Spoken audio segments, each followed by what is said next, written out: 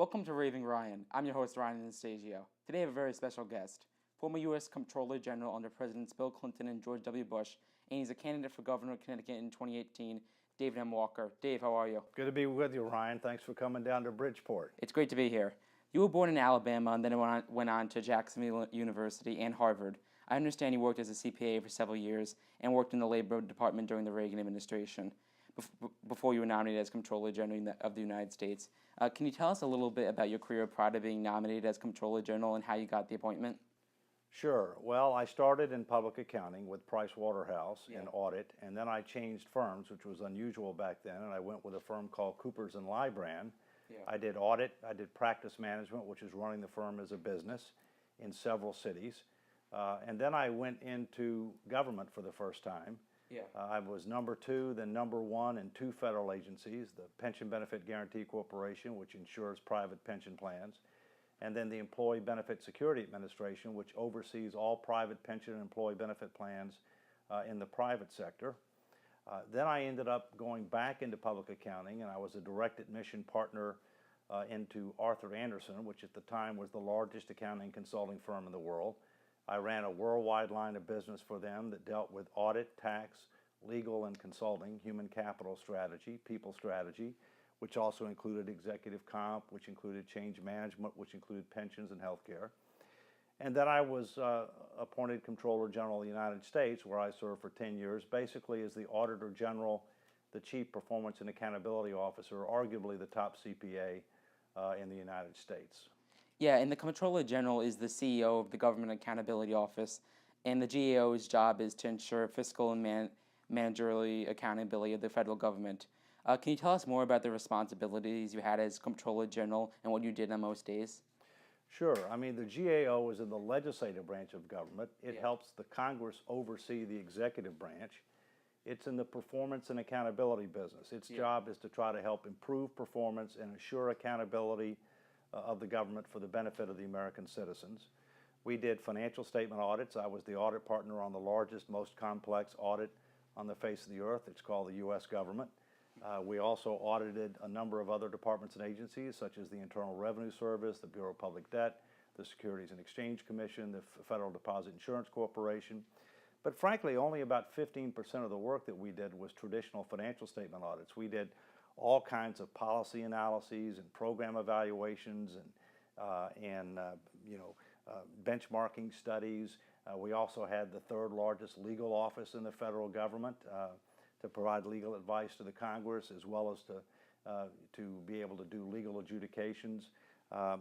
In reality, we were a very large professional services organization, like a PricewaterhouseCoopers, like an Arthur Andersen, but we were a wholly owned subsidiary of the U.S. government. It was a great job. It was and is a great agency. And one of the things I did when I was there is I focused on things that were higher risk or high value. I mean, we would issue about 1,000 reports a year. We would testify before Congress, anywhere from 100 to 250 times a year. So I would get involved in things that were high risk, high value areas where I thought I could had some expertise and where the Congress wanted me to work on it. And to this day, I think I have the record for the most testimonies in Congress.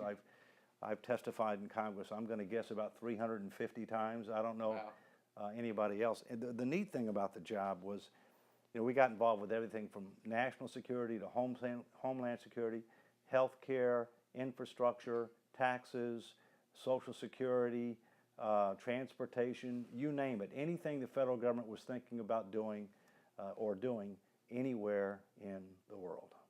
Yeah, in 2008, you stepped down as Comptroller General after 10 years on the job. You then went on to be the president and CEO of the Peter G. Peterson Foundation, which is an organization devoted to spreading public awareness on fiscal sustainability issues related to the national debt, federal deficits, Social Security policy, and tax policies. Can you tell us more about the foundation and what you did while you were there?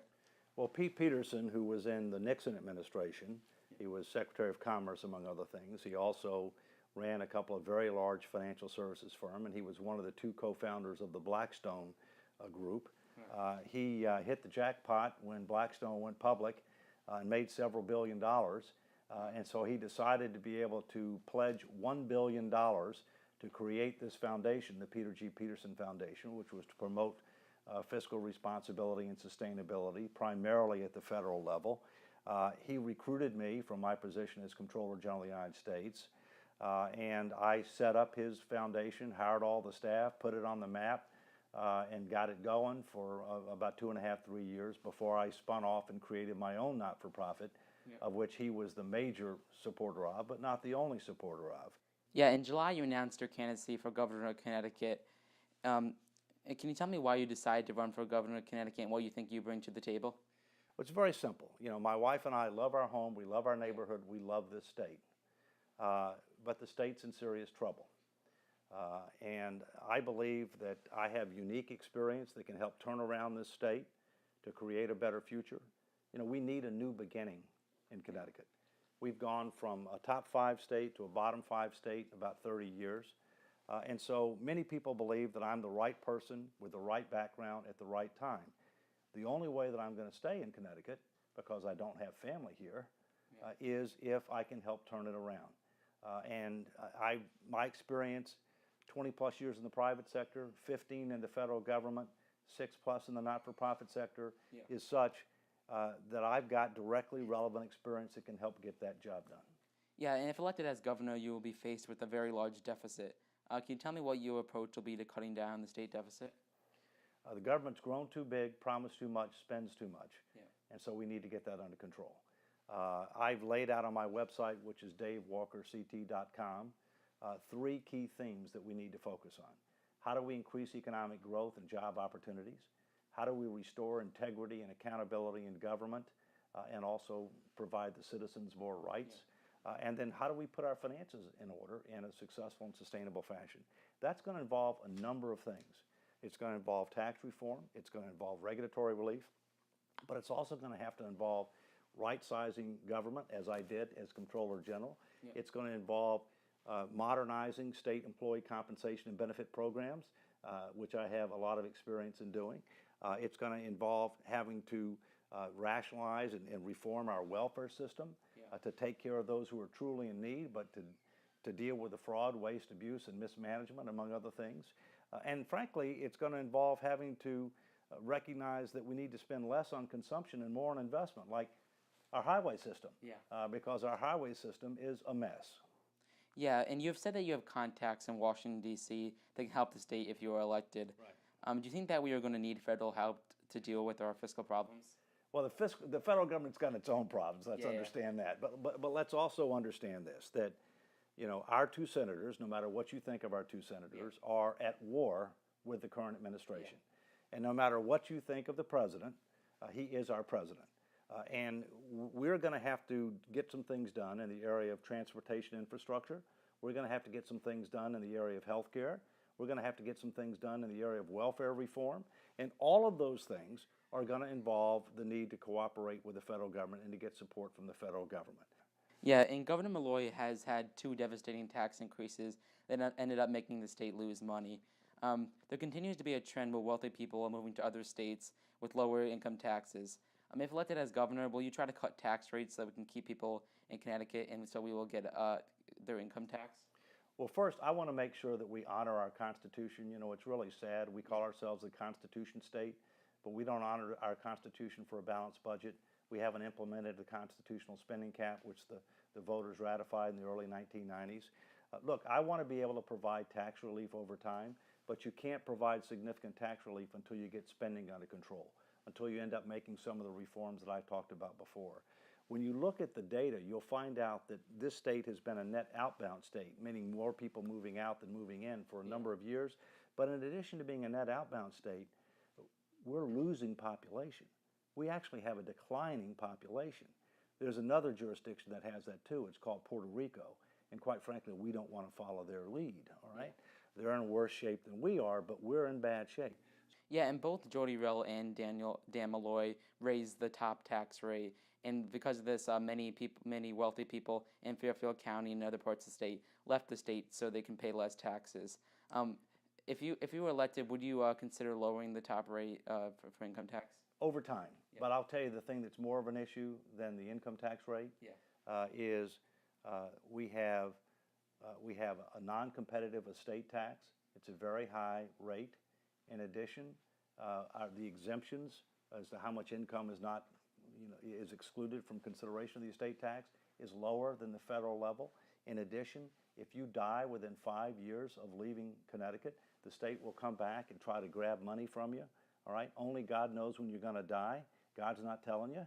And so as a result, we have a lot of people leaving sooner than they should leave. We need to deal with that right off. We're the only state in the union with a gift tax. No other state has that. That pushes people out. We need to deal with that. Yeah, and other Republican candidates for governor have suggested eliminating the income tax. Do you think that's a possibility? Well, there's a new four-letter word in fiscal policy, which is tax and spending policy. It's called math. We have a $3.5+ billion deficit. We generate about $9 billion a year in income tax revenue. So first you got to fill the $3.5 billion hole. Then you've got to figure out what are you going to do for another $9 billion on top of that. Look, there's no question that we need tax relief over time.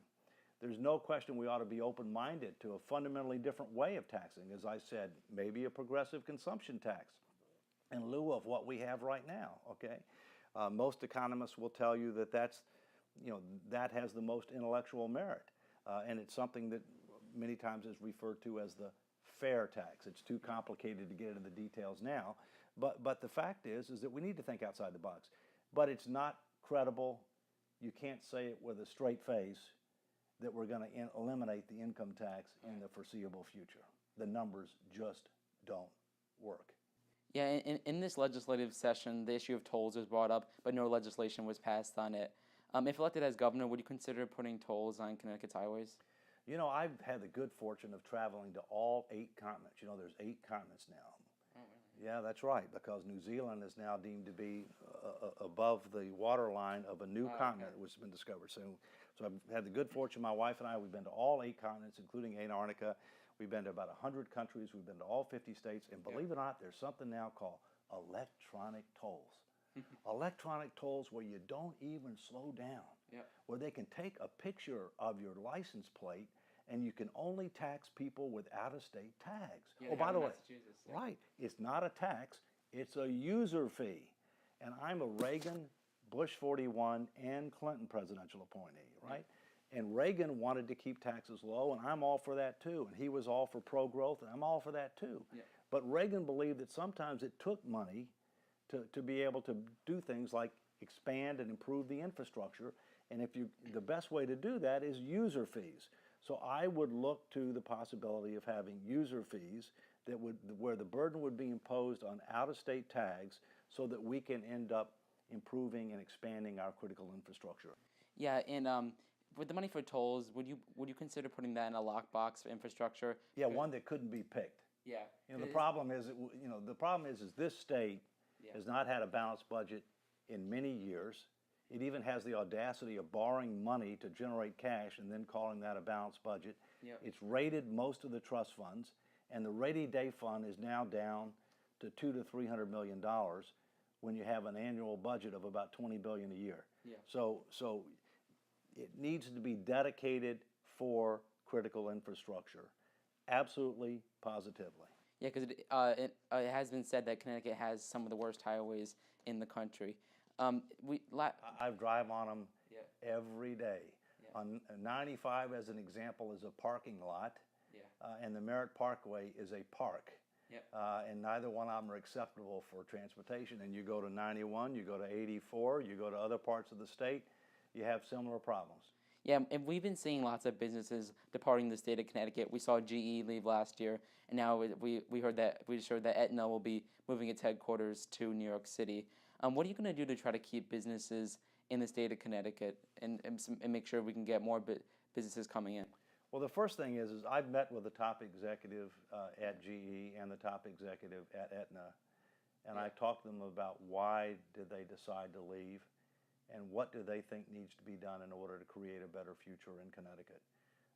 Candidly, we've had a very anti-business atmosphere. There's been an adversarial relationship between government and business in recent years to the point where the chairman and CEO of Aetna would not even talk to the governor on the phone to the point where the last governor to talk to Jeff Immelt and the board at GE was our governor, rather than all the governors who were aggressively seeking them. So I would change the relationship between government and business on day one, to have a partnership approach to try to help eliminate unnecessary regulatory burdens, to try to help them to be able to expand in a profitable way here, create more jobs here. Yeah, and will you offer incentives to businesses to keep them in the state? Because once you offer incentives to one business, I don't believe you ought to pick everyone winners comes and in. losers. Yeah. You shouldn't pick winners and losers, okay? I think because basically what's happened is we've been bribing people to stay here Yeah. rather than treating the disease that would make them to want to stay here. And once we do these things, we've got a lot to sell. Yeah. We have a beautiful state with a proud history, with a great quality of life, and a fantastic geographic location between New York and Boston. We have a highly educated workforce. So frankly, we've got a lot to sell, but we've got to be able to sell it with a straight face. And that's why you have to make the kinds of tough choices that I'm talking about and that I have experience doing. Yeah, I want to finish up with some personal questions. Do you have any hobbies? Yeah, I read, I travel, and I like to watch sports, and I also like to play pickleball. Yeah. And people may not know what that is. It's played on a court, like a tennis court, about the third the size, with a paddle ball style racket, with a wiffle ball style ball, with ping pong scoring rules. Try it, you'll like it. It's the fastest growing sport in America. Yeah, I want to finish up. I asked this question to everybody that interview. Connecticut is really well known for its pizza restaurants. Do you have a favorite in the state? Well, probably Pepe's. You know, especially the one that's in New Haven is probably the best one. But you know, we have the second most Italian Americans of any state in the union. I think Rhode Island, that's a percentage of the population. We travel a lot, okay? And so we like to try to experience the cuisine that different places have. You know, you go different places, you have different kinds of cuisines. We have the best pizza here. We have the best Italian food here. And so that's what we eat when we're here disproportionately. And we don't eat it elsewhere because we know it's so good here. Yeah. And Dave, I'd like to thank you for coming on. Thank you for watching. You know, if you're watching on YouTube, go to ravingryan.com. Go to Dave's website, davewalkerct.com, and follow him on Facebook and Twitter. And also follow me, Raving Ryan, on Instagram, Facebook, and Twitter. Thank you for watching. Reporting for Raving Ryan, I'm Ryan Anastasio.